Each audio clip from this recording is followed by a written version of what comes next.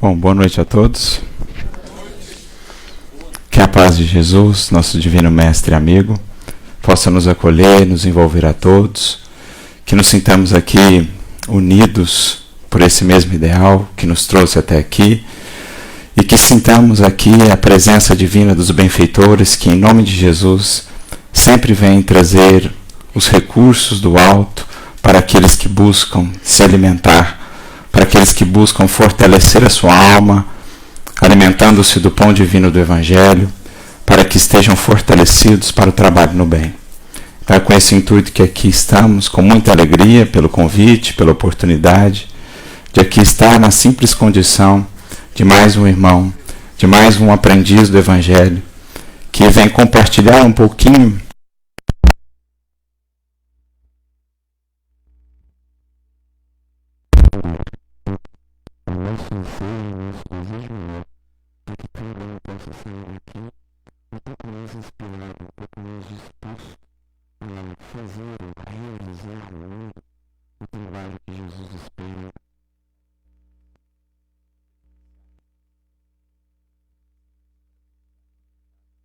todos os colaboradores da casa, pelos 59 anos de trabalho, os que trabalham aqui no mundo, os trabalhadores do mundo espiritual, que têm conseguido manter essa casa ativa durante por 6 decênios, que possam vir muitos decênios mais de trabalho nessa área do bem, e ficamos felizes em ver uma casa que alcança essa meta, que alcança essa condição já há 60 anos praticamente de trabalho.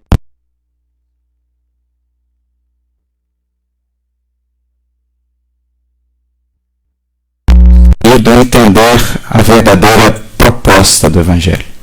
Tem conseguido conjugar todos os que aqui se reúnem, como também os pontos de vista diferentes, tem conseguido conjugar tudo isso a fim de que a obra, a causa, possa estar acima e possa então prevalecer, se manter agindo e atuando, né?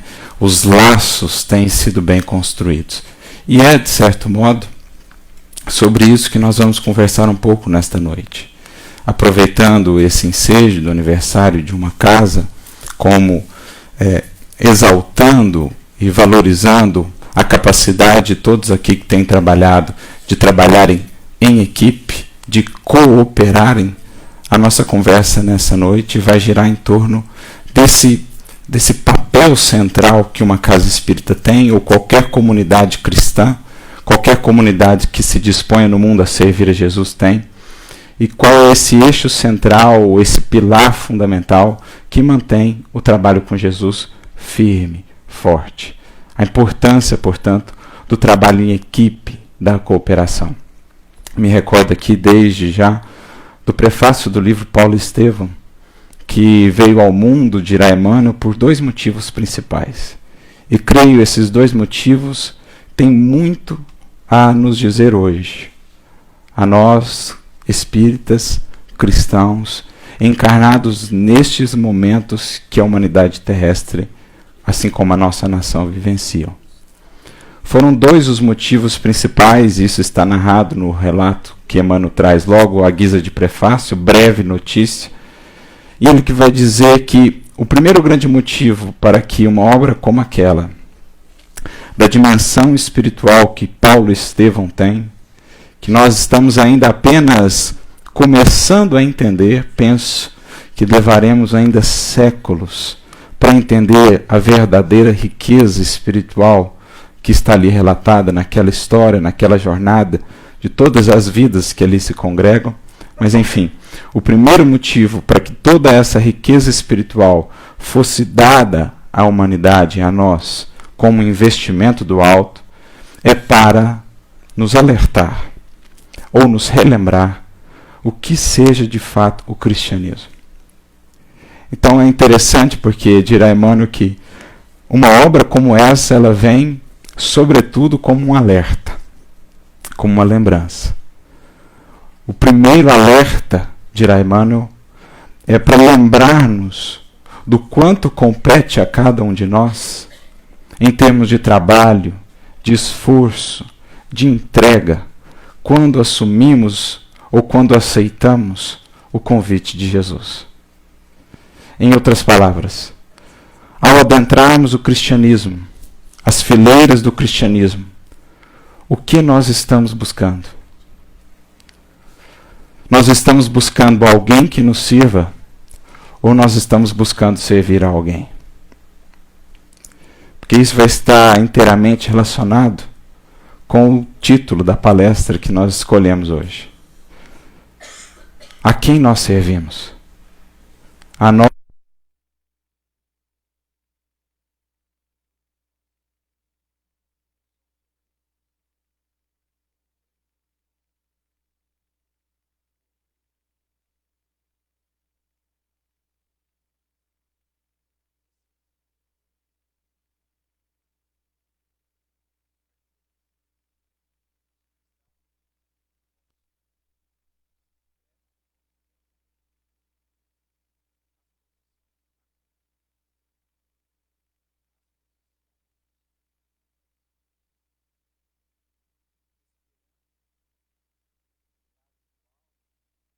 na terra, que algo caia do céu, sem que façamos de nossa parte o nosso esforço por merecer, ou mais do que isso, por perceber todo o auxílio que já está em nossa vida.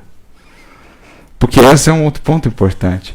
O auxílio do alto já está em nossa vida. A questão fundamental é apenas perceber. Ou a gente acha que Deus precisaria que a gente falasse para Ele do que a gente está precisando. Ou a gente acha que Jesus está lá distante sem saber o que está acontecendo com a nossa vida, para só nos ajudar quando a gente pedir. A grande questão é criar em nós uma ambiência interna, espiritual, capaz de perceber, de acolher o auxílio do alto que já se manifesta em nossos passos antes mesmo de o pedirmos. Lembro-me da historinha do cego de Jericó, Bartimeu, quando Jesus caminhando pelos caminhos do mundo, caminhando, passando ali por Jericó, ele que estava à margem do caminho, ele começa a gritar, rogando socorro a Jesus.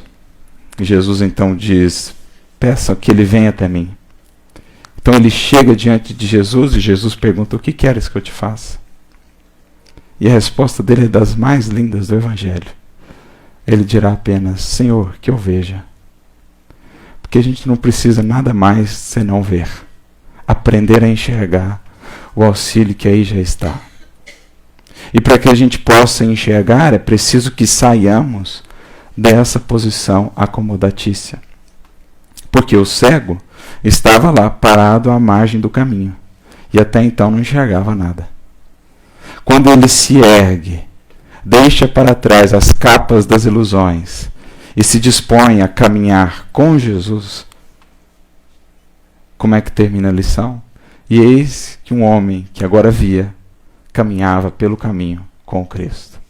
Como a nos dizer que o que nos leva a essa posição de cegueira, de não perceber ou de não sentir o amparo divino na nossa vida, é justamente essa posição de menor esforço, de acomodação, de estagnação espiritual.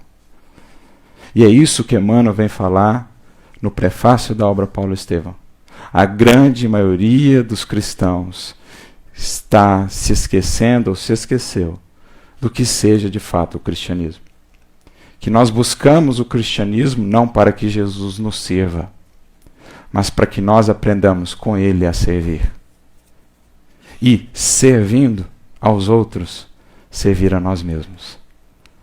Ajudando os outros no limite das nossas forças, como ressaltará Kardec ou os Espíritos, na questão 642 do Livro dos Espíritos, ajudar a nós mesmos.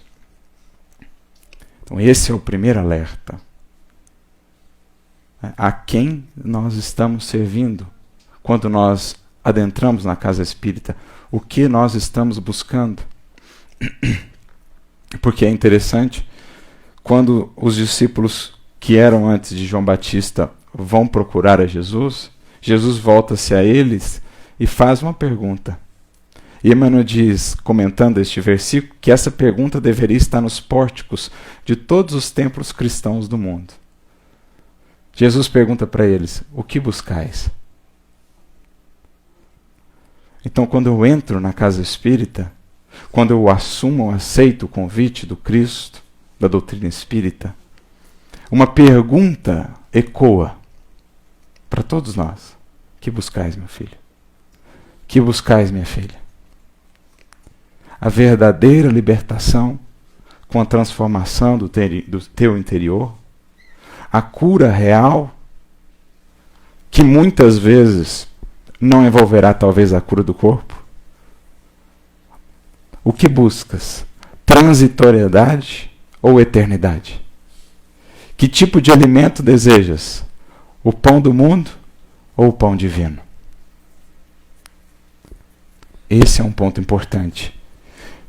Porque se a gente quiser realmente se tornar obreiros do Senhor, obreiros do Mestre, auxiliares seus na construção de um novo mundo, a gente precisa estar consciente dessa responsabilidade assumida, do esforço próprio, do esforço constante, para que a nossa ação, por exemplo, na casa espírita, seja uma ação realmente edificante e transformadora. Porque é preciso meditar também que nem sempre a ação, mesmo a ação espírita, eleva. Nem sempre. É preciso fazer algo antes em nós para que a nossa ação para os outros possa realmente nos edificar também. Emmanuel vai definir isso no capítulo 7 do livro Pensamento e Vida. Trabalho-ação e trabalho-serviço. Dirá ele: trabalho-ação transforma o meio, mas só o trabalho-serviço transforma o indivíduo.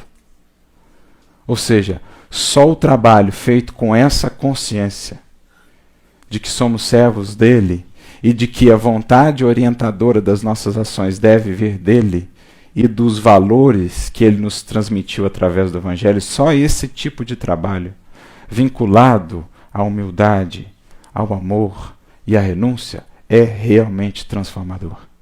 Porque senão a gente pode trabalhar 50, 40, 30 anos e continuar na mesma dinâmica, angustiados, sofridos. A gente entra naquele paradigma de Marta: fazemos, fazemos, fazemos, e estamos cansados, abatidos, desanimados. Mas o trabalho no bem realmente, dirá Emmanuel, revigora. Quem realmente trabalha vibrando no bem, isto é, quem realmente incorporou o Evangelho para então agir, quem está nesse esforço constante por se melhorar para então agir, ou melhor, para que o Cristo possa agir através dele, esse sempre se revigora. Venham os reveses que forem, venham as lutas que forem, está confiante. Então esse é o primeiro alerta. A importância da autotransformação, a importância do esforço. Mas então ele faz mais um alerta, ou mais um lembrete. Dirá ele que o segundo motivo para que essa obra, Paulo Estevão, tenha vindo ao mundo, através das mãos do Chico, foi para nos lembrar a importância da lei de cooperação. Ele inclusive dirá: sem Estevão, nós não teríamos Paulo. E sem sombra de dúvidas a gente poderia acrescentar: sem Estevão, sem Abigail, sem Barnabé, sem Ananias, sem Gamaliel, nós não teríamos Paulo. Paulo é um conjunto de vidas que se conjugaram. É um conjunto de fios que se harmonizaram para formar um tapete belíssimo, uma obra-prima. Talvez por isso tenha sido ele um tecelão. Porque ele conseguiu conjugar todos aqueles fios, todas aquelas influências das várias vidas que passaram pela sua e fazer daquilo algo divino. Exaltando para nós a importância da cooperação, do trabalho em equipe. Com Jesus não há carreira solo. A vida de Paulo, a obra Paulo Estevão, é um hino a lei de solidariedade e de cooperação. Quem não leu ainda, leia. E então verá o que é isso. A beleza da providência divina que tão sabiamente consegue conjugar tantas vidas nos momentos adequados, com as características, cada uma delas adequadas, para dali tirar algo precioso e belíssimo. E se a gente parasse para pensar um pouquinho mais, se a gente tivesse um pouquinho mais de gratidão, se a gente tivesse um pouquinho mais daquele olhar que o cego de Jericó pediu, a gente veria que as nossas vidas são assim também. Mas muitas vezes não sabemos valorizar. A gente aprende com Paulo um pouquinho a ser tecelão também. Aprender a ver como que Deus atua na nossa vida, colocando ao nosso redor justamente as pessoas que ali precisariam estar, para nos ensinar lições que de outro modo não aprenderíamos. E mesmo aquela que me parece mais difícil, agora a gente vai aprendendo a enxergar, ela é um fio precioso, talvez o fio de ouro, que vai dar o toque especial à obra lá no final, se a gente souber usar. É disso que nos fala a vida de Paulo. Até um Tiago, com quem ele teve desavenças, foi aquele que depois veio coroar a sua trajetória, foi aquele que mais tarde veio ele agradecer e admirar pela sua postura, pelo tanto que o havia ensinado. Então esse é o segundo motivo, lei de cooperação. Aprendemos a trabalharmos juntos. E aprendemos a enxergar a riqueza que nasce da convivência. Sobretudo da convivência diária. Sobretudo da convivência mais próxima. Porque é essa convivência que nos enriquece. Aquela convivência esporádica, ela não me desafia de fato. Ela não me convida a extrair de mim algo que eu não julgava ser capaz de ter ou de desenvolver. Mas é a convivência estreita, a começar pelo lar, ou a convivência mais próxima no trabalho espírita, com o diferente, com o ponto de vista diferente. É essa convivência que nos enriquece.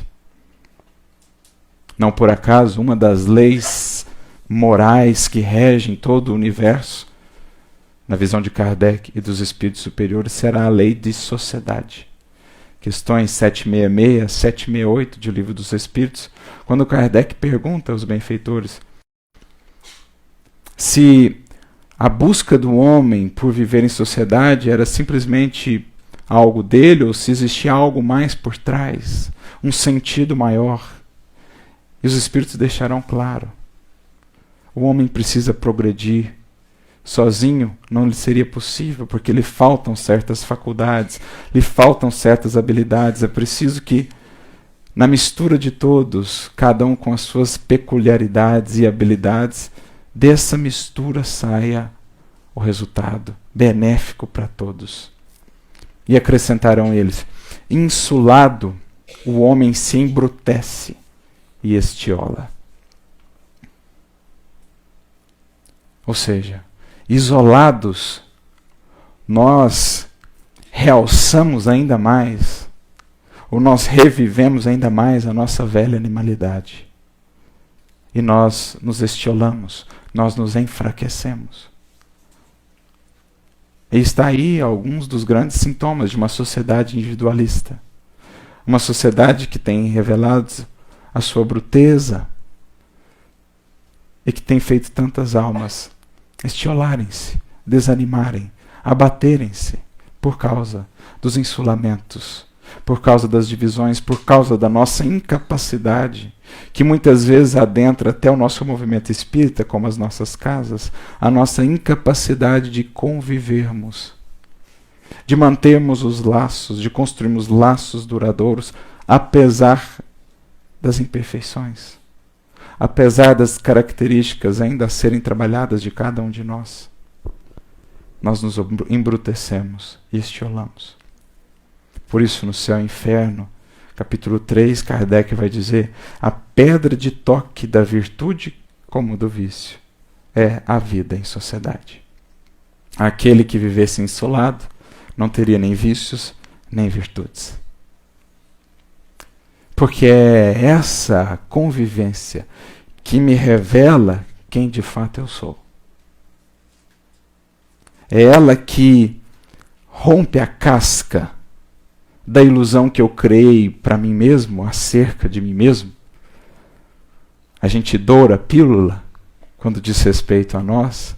A gente sempre encoberta para não ter que lidar com a realidade do que somos, porque ainda tememos o autoencontro, único capaz de nos libertar. Mas a gente vai criando essas capas e essas cascas, e então vem aquele alguém que pisa no meu pé, aquele alguém que tem uma antipatia por mim e me revela de fato pontos da minha realidade, do meu ser, que eu não queria enxergar. Por isso é a pedra de toque. É a pedra que o ourives usa para saber se é ouro puro ou se é só uma casca.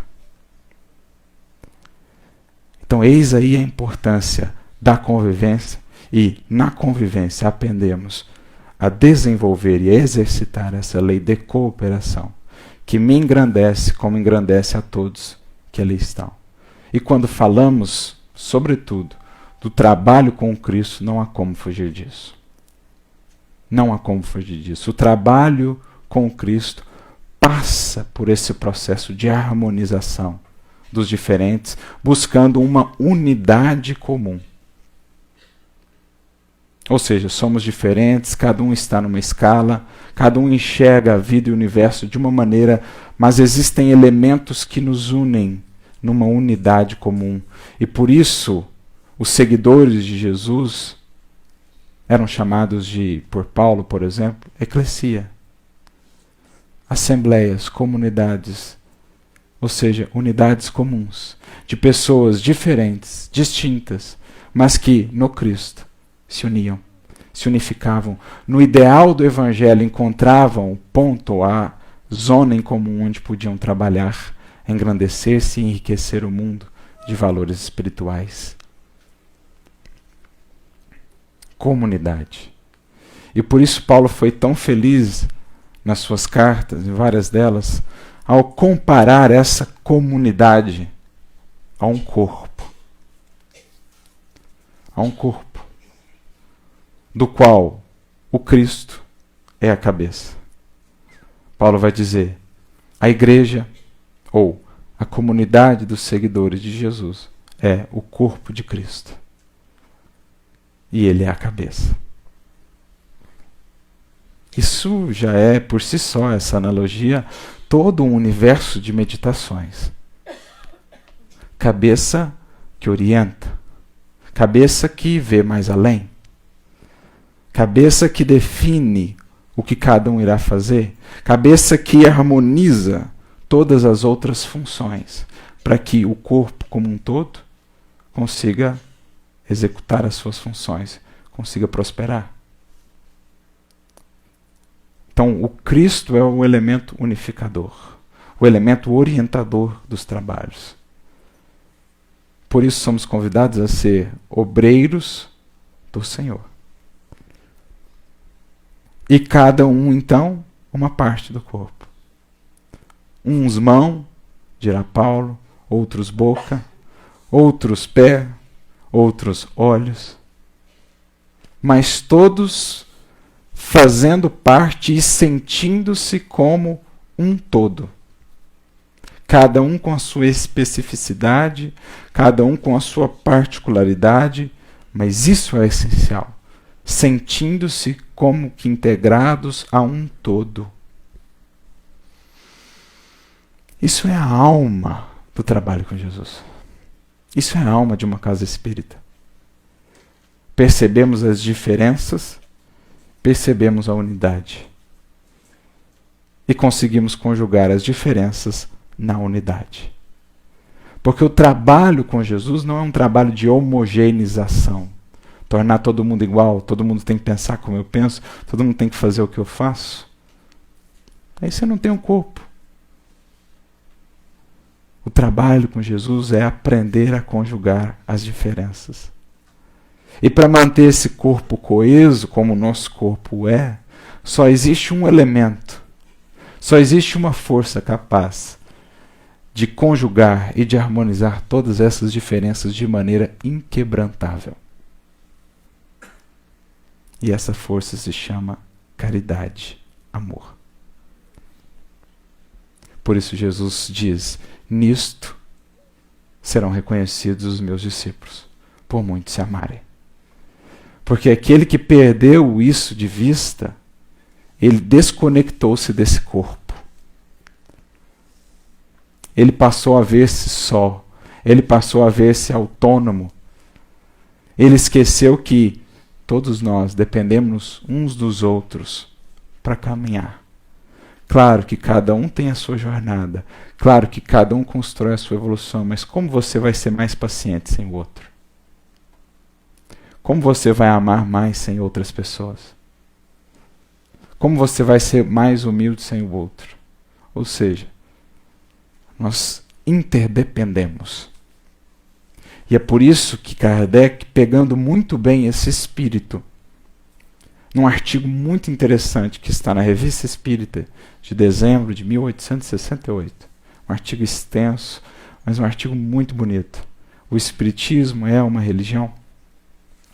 Kardec vai tratar disso, da finalidade de qualquer comunidade religiosa, como essa de reintegrar os corações ou de religar os corações nessa unidade do amor. E então ele vai dizer: a caridade é a alma do Espiritismo. O que mantém esse corpo vivo e atuante, como o nosso, a alma é a caridade. É a argamassa que mantém todas essas partes unidas e coesas, funcionais. Por isso ele vai dizer também, agora no livro Viagem Espírita, em 1862, se eu não me engano, no discurso terceiro aos espíritas de Lyon, em Bordeaux, vai dizer ele: não há instituição humana estável sem caridade. Olha que interessante isso. Por que as nossas instituições no mundo são ainda tão frágeis? Instituições do Estado, governo e todas as outras, em todos os níveis, porque ainda não temos esse elemento unificador. Por isso tanta oscilação, por isso tanta instabilidade, por isso tantas disputas, porque nos falta aquele único ingrediente capaz de dar estabilidade. Por que as nossas instituições espíritas às vezes passam por tantas lutas, o movimento por tantas divisões? Por nos faltar ainda essa habilidade de conjugar, de discutir sem dissentir, como dirá Bezerra de Menezes. Nós podemos debater, mas nós não podemos dissentir. Deixar de sentir pelo outro respeito, amorosidade, caridade. Deixar de ver no outro a sua humanidade e deixar de acolhê-lo mesmo assim.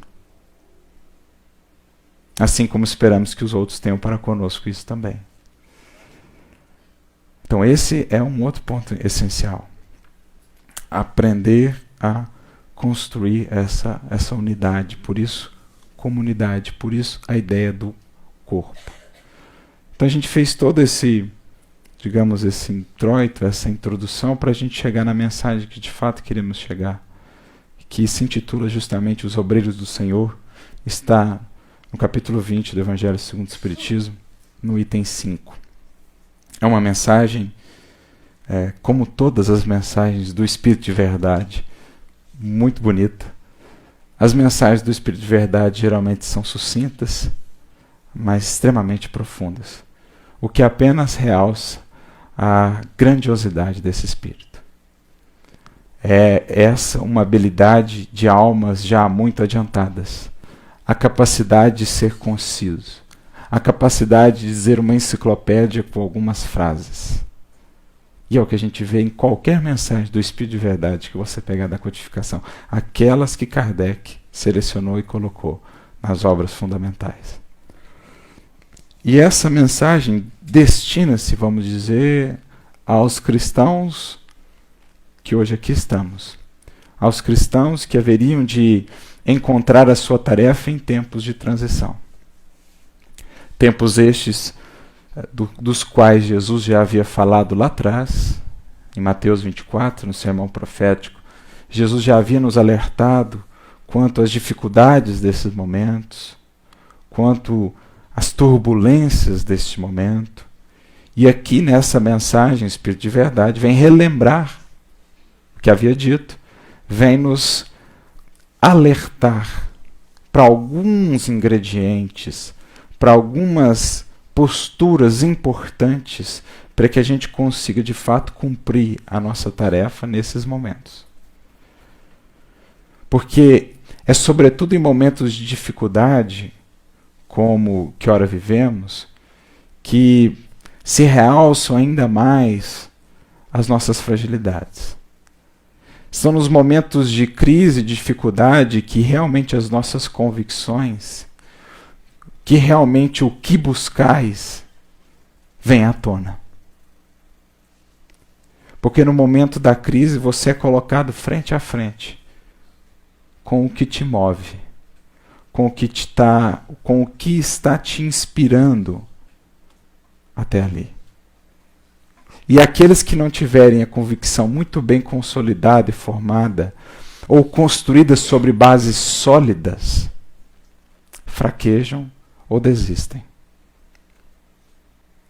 É o que Paulo alertava lá atrás, dizendo, olha, o fundamento não pode ser outro senão o que já está posto. O fundamento é Jesus Cristo.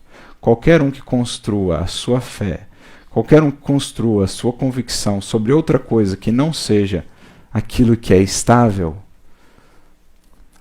ou a pedra angular, o Cristo, no momento da turbulência, desanda. Então, se a gente construiu a fé em um outro alguém, se a gente construiu a fé num ser humano, um outro cristão frágil como nós, grandes chances de, no momento da turbulência, fraquejarmos. Porque no momento da turbulência, às vezes aquele alguém que tanto admirávamos vai revelar também que ele também tem sombras, que ele também é frágil. E então a nossa fé balança.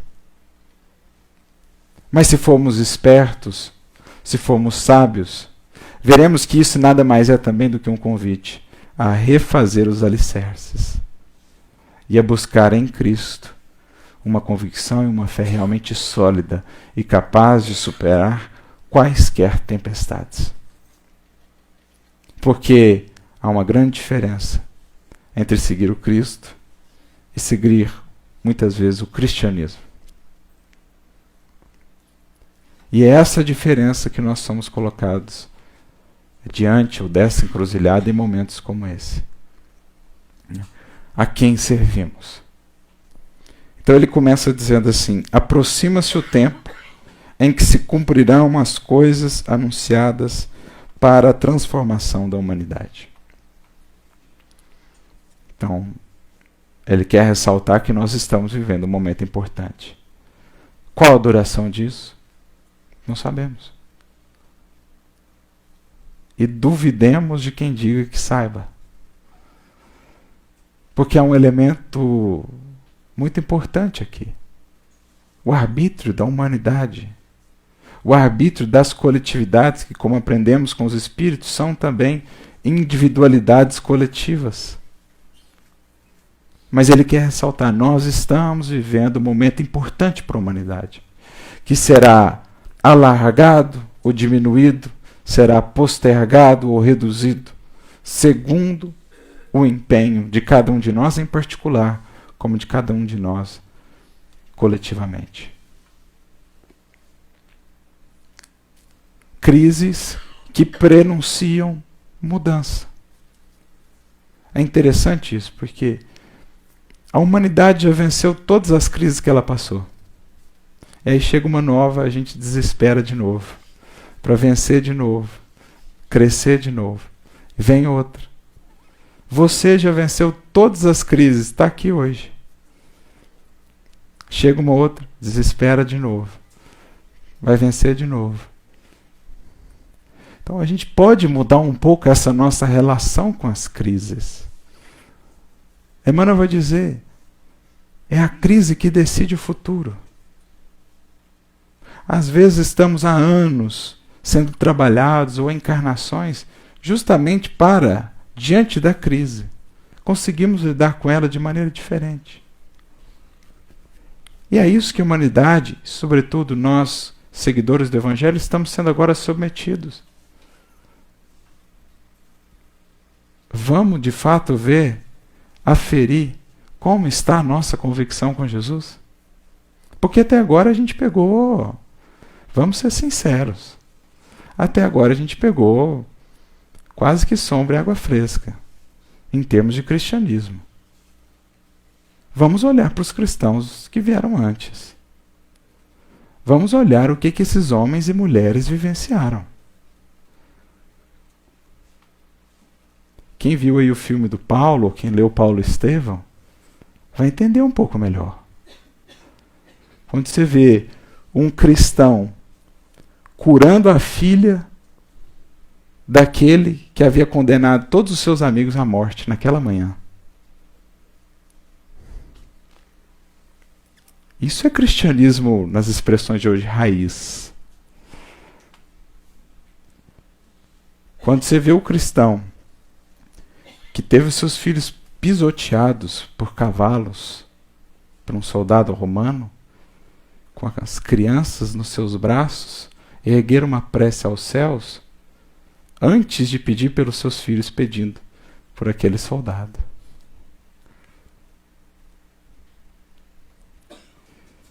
Então eles já nos deram um panorama da força da fé cristã. E agora chegou a nossa vez, em menor escala, de dar o nosso testemunho também. É isso que ele está falando.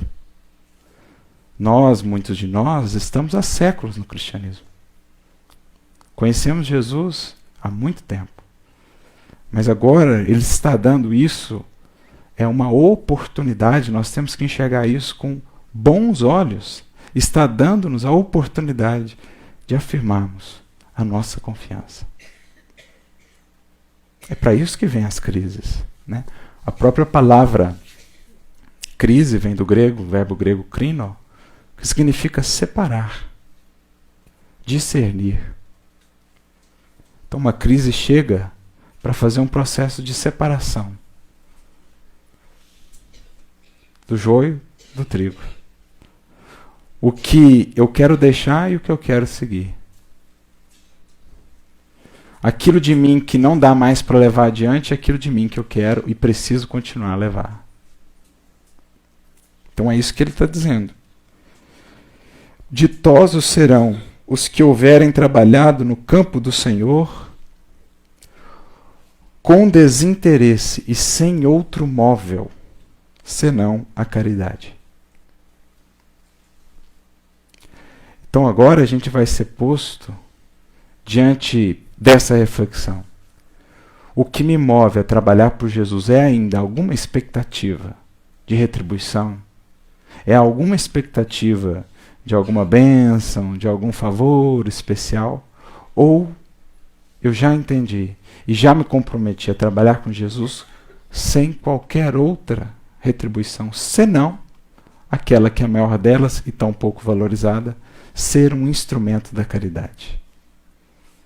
Ou melhor, sentir a caridade atuando através de mim. Ser o vaso que transporta o perfume, portanto perfumado.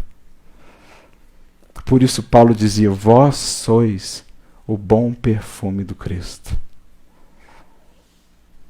Aqueles que já se abriram, se purificaram de tal modo a serem aptos a transportar o perfume da caridade sem contaminá-lo com os interesses, com os caprichos, com as exigências.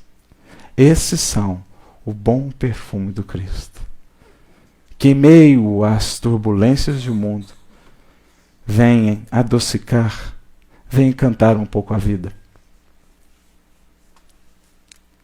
esses serão ditosos. Os que menos esperarem algo serão os que mais receberão algo. Os que com mais desinteresse se lançarem à tarefa serão os mais ditosos, porque terão encontrado a alegria de servirem com Jesus. É isso que está dito, de certo modo, na parábola dos trabalhadores da vinha.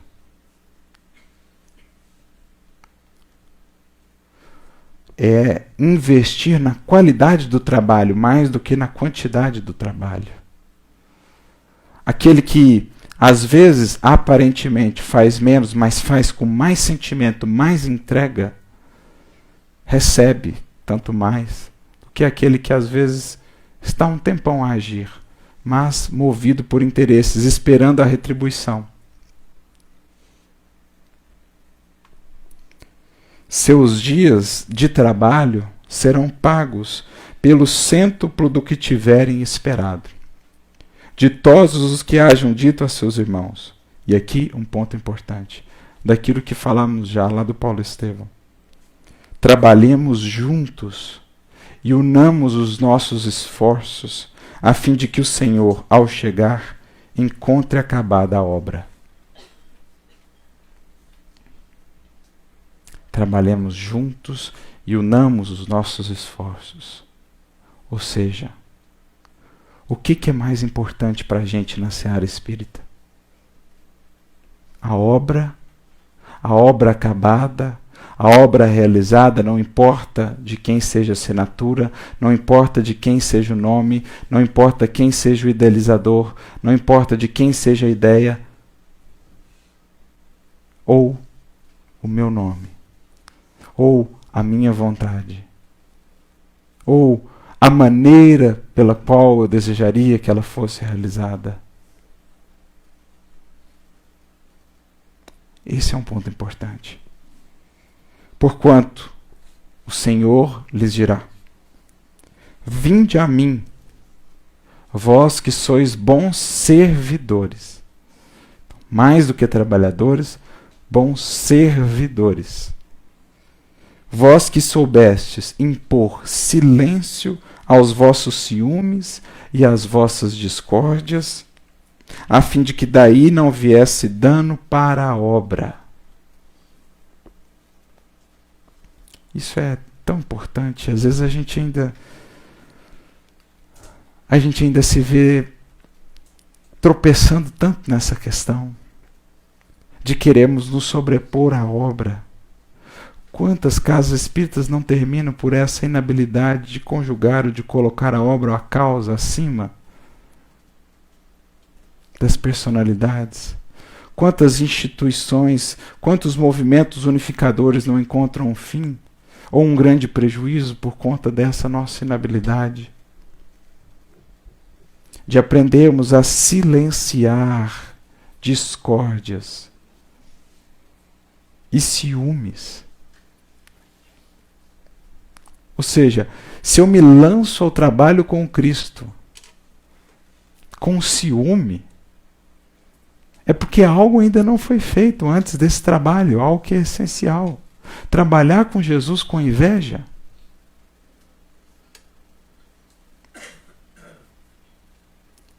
Então o convite é sobretudo para a gente pensar que o nosso trabalho com Jesus, para que ele seja rico, eu preciso estar muito atento ao trabalho comigo. Porque muitas vezes o nosso trabalho no bem é apenas projeção do nosso ego. Vocês querem ver? Eu trouxe uma mensagem aqui do Emmanuel que eu acho uma das mais interessantes.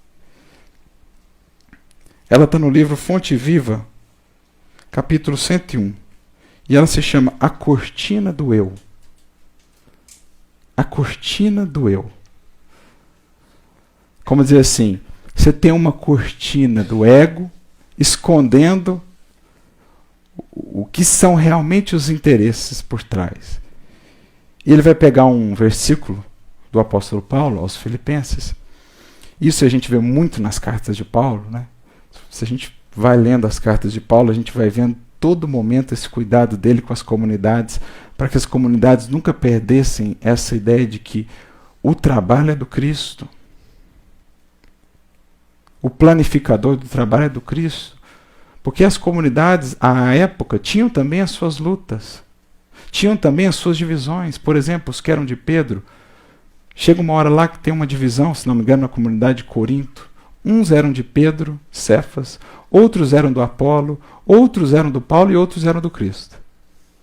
Você tinha 4. Tinha uns que eram do Cristo, os do Paulo, os do Cefas e os do Apolo. E Paulo fala, o que vocês estão fazendo aí, gente? Eu plantei, Apolo regou, mas é Deus que faz crescer. Esquece essa coisa de nome. Para com isso.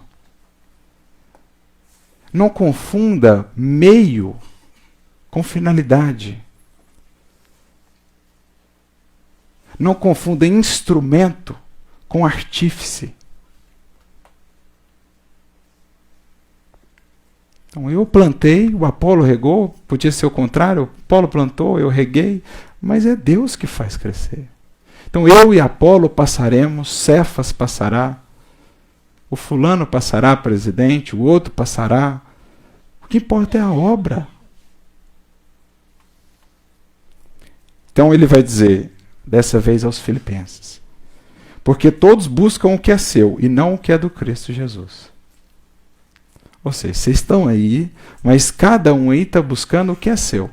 Um lá quer o interesse dele, o outro lá quer o interesse dele, o outro lá quer a bênção dele, o outro lá quer o favor para ele, mas poucos aí estão pensando no que é do Cristo, que é o interesse sempre coletivo.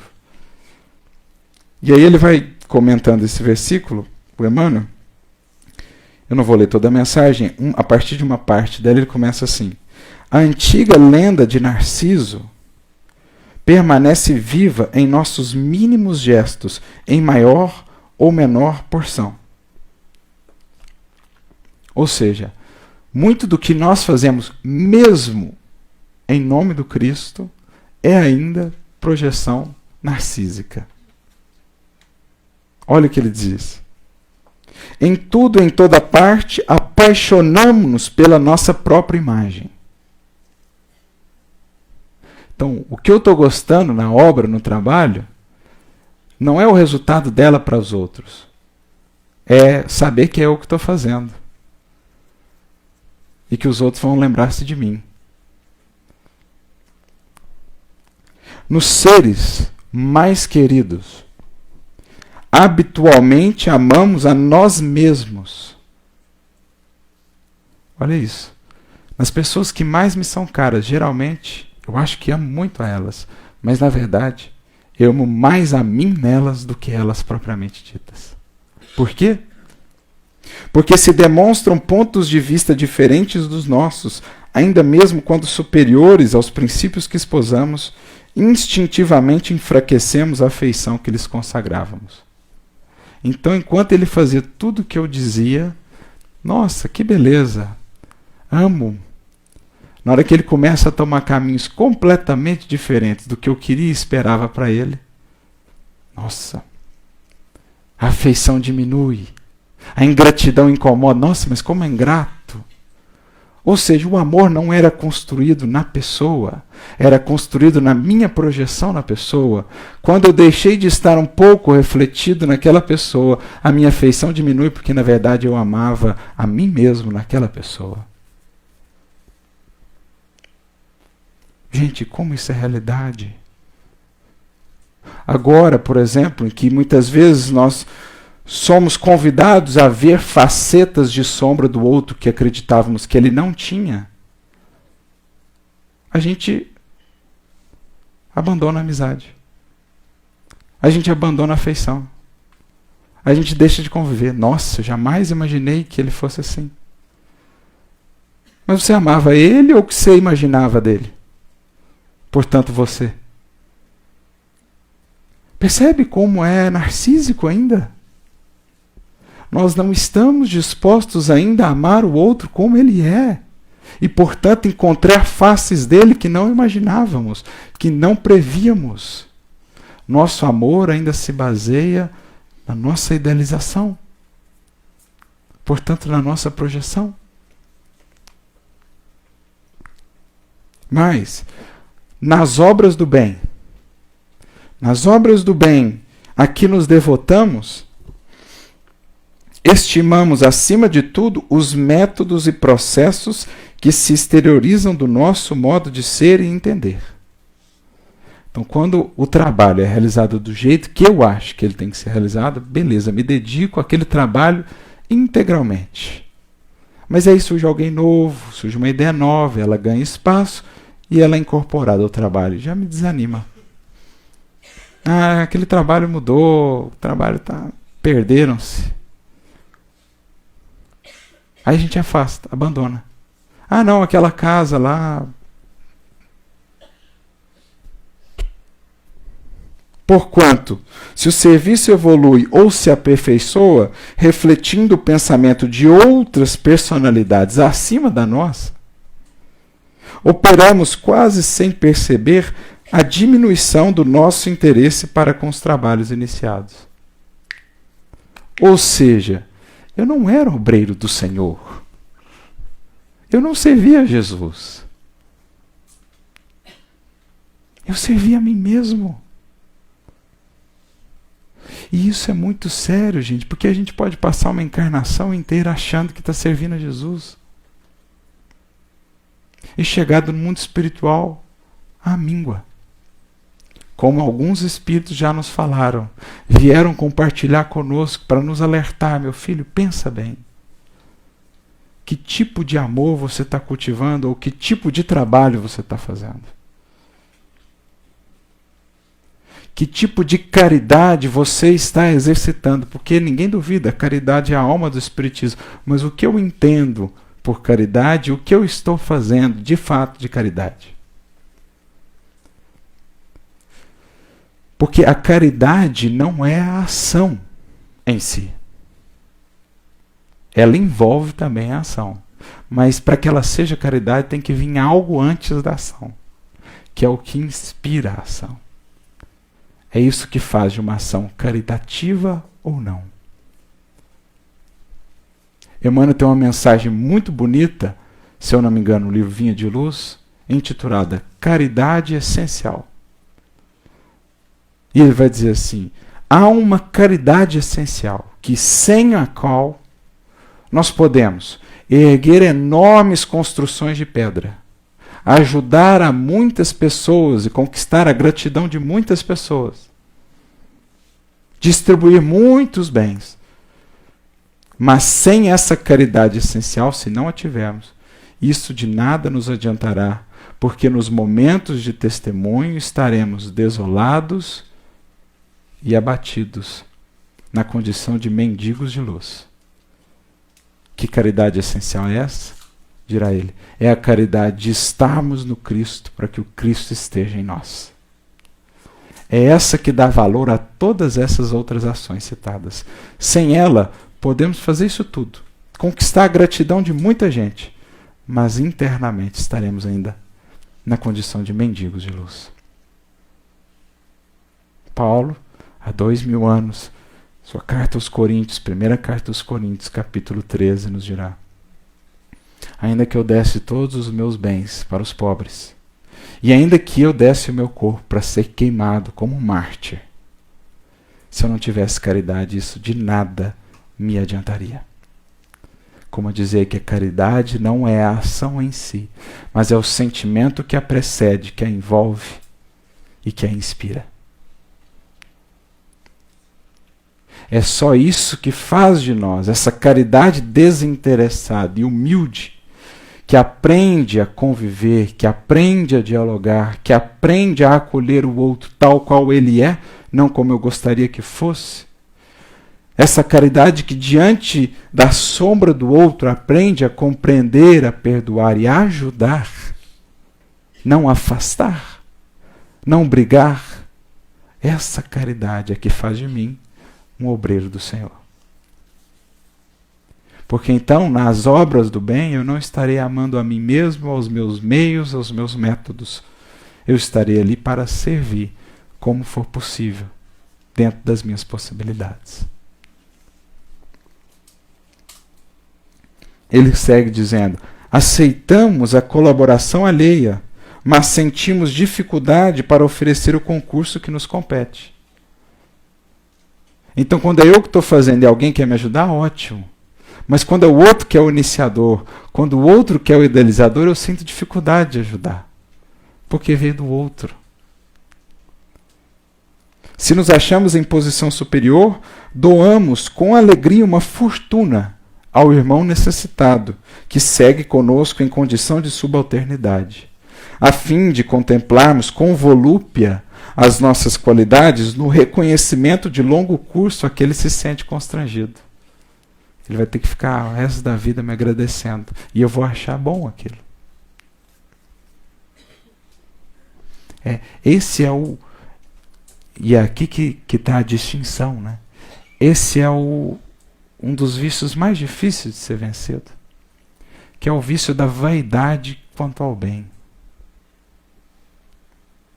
A vaidade quanto ao bem. Eu me recordo um caso de Francisco de Assis e Clara de Assis. Francisco havia adotado a pobreza como estilo de vida. Dizia ele, havia se casado com a noiva pobreza. Não tinha nada, a não ser o Senhor. Ele havia descoberto naquela pobreza uma imensa riqueza. Não é a definição que os Espíritos nos trazem, quem menos necessidades tem, mais rico é. Ele havia encontrado.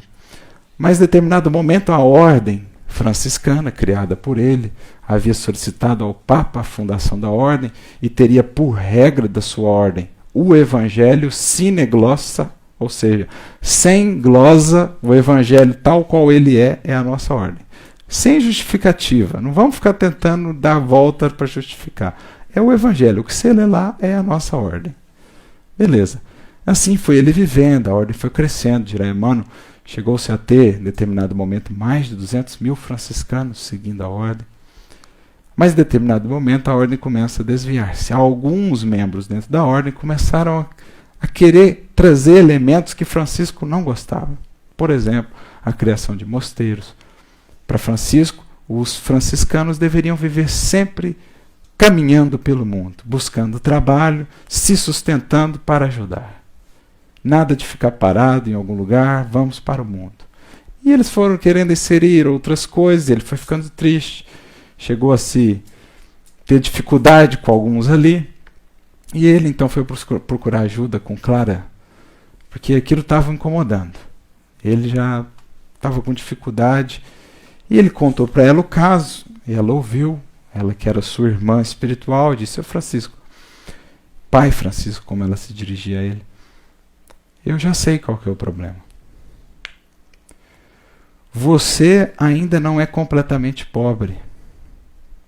Mas como assim? Eu não tenho outra coisa senão o meu hábito, que era um saco que ele tinha feito uns furos para usar e a cordinha para amarrar.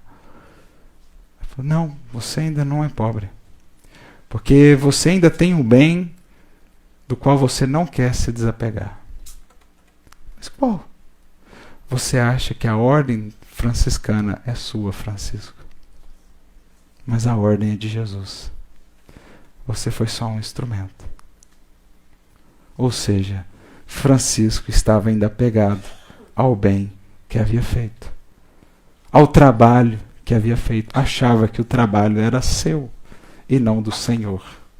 Portanto, sofria, porque o trabalho às vezes começava a seguir caminhos que ele achava não serem os melhores. Ele então tem aquele susto e percebe de fato. Então ele faz uma mudança interior e logo volta a sorrir.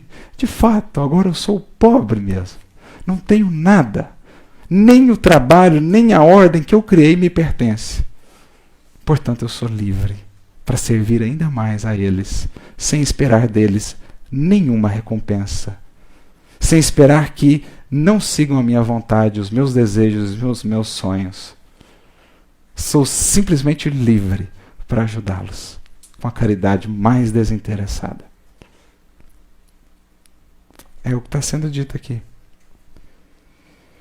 Em todos os passos da luta humana, encontramos a virtude rodeada de vícios e o conhecimento dignificante quase sufocado pelos espinhos da ignorância, porque, infelizmente, cada um de nós, de modo geral, vive à procura do eu mesmo.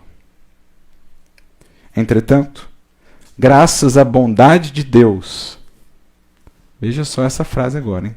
Graças à bondade de Deus, o sofrimento e a morte nos surpreendem. Alguém vai pensar, nossa, bondade é essa, hein? Sofrimento e morte nos surpreendem. Na experiência do corpo e além dela, arrebatando-nos aos vastos continentes da meditação e da humildade, onde aprenderemos pouco a pouco a buscar o que pertence a Jesus Cristo, em favor da nossa verdadeira felicidade, dentro da glória de viver.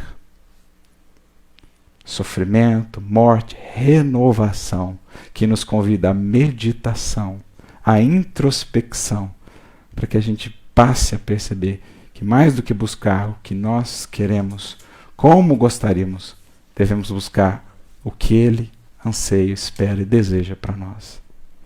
E aí a gente entende melhor o finalzinho daquela mensagem dos obreiros do Senhor, que está lá no Evangelho segundo o Espiritismo, e que o Espírito de Verdade diz assim: Deus procede neste momento ao censo dos seus servidores fiéis.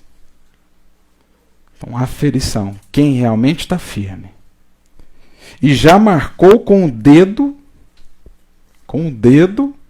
Deus não tem dedo, né? É um símbolo. Aqueles cujo devotamento é apenas aparente. E é interessante esse símbolo, porque a expressão dedo de Deus aparece muitas vezes no Antigo Testamento. Por exemplo, quando da escrita das tábuas de pedra, diz que Deus escreveu com o seu dedo.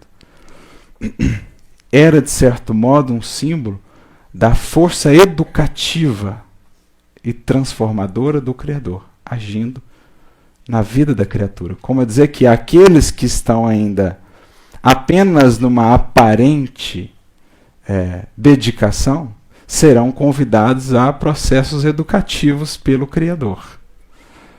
Serão postos à prova. O dedo de Deus vai colocá-los à prova, a fim de que não usurpem o salário dos servidores animosos. Pois, e aqui vem o interessante, aos que não recuarem diante de suas tarefas, é que ele vai confiar os postos mais fáceis, né? Ou seja, os que estiverem trabalhando bem, ele vai dar férias. Os postos mais fáceis? Não. Os que não recuarem, qual que vai ser a recompensa? Os postos mais difíceis. Olha que bênção. Quanto mais está difícil a recompensa, mais dificuldade. Afinal de contas, a felicidade nos espera no progredir. E não há progresso sem luta. Não há progresso sem força. Por isso Paulo dizia assim: nós pregamos a Cristo crucificado, que é loucura para uns e escândalos para outros. Mas para nós que temos sido salvos, a cruz do Cristo é o poder de Deus. O que ele está falando, em outras palavras? Para muitos, para quem vive apenas para a matéria e para as ilusões do mundo, as lutas, as dificuldades são loucura. Mas para nós, a gente já tem aprendido que é graças às cruzes que transportamos que a gente tem aos poucos crescido, saído da ilusão em direção à imortalidade que nos espera. Por isso ele diz, para nós que temos sido salvos, a cruz do Cristo é o poder de Deus. As lutas são benditas, porque são elas que aos poucos nos conferem as asas da liberdade. São elas que, como Cristo nos ensinou, as cruzes da vida, os calvários que aos poucos nos levam à ressurreição, a uma vida nova, a uma vida renovada, mas plena e sublimada. Então a esses que não recuarem, que estiverem no trabalho com desinteresse, sem qualquer outro móvel, senão a caridade, que como recompensa, Deus, o Senhor, lhes dará postos mais difíceis na grande obra da regeneração pelo Espiritismo. E então cumprir-se-ão estas palavras: os primeiros serão os últimos, e os últimos serão os primeiros. Aqueles que buscarem os primeiros lugares de destaque no mundo, eis que já terão tido a recompensa. Aqueles, porém, que se apagarem no serviço aos semelhantes, eis que então serão exaltados. Meditemos um pouco mais nisso e que Jesus nos ajude a ser de fato obreiros do Senhor e não de nós mesmos. Muita paz a todos.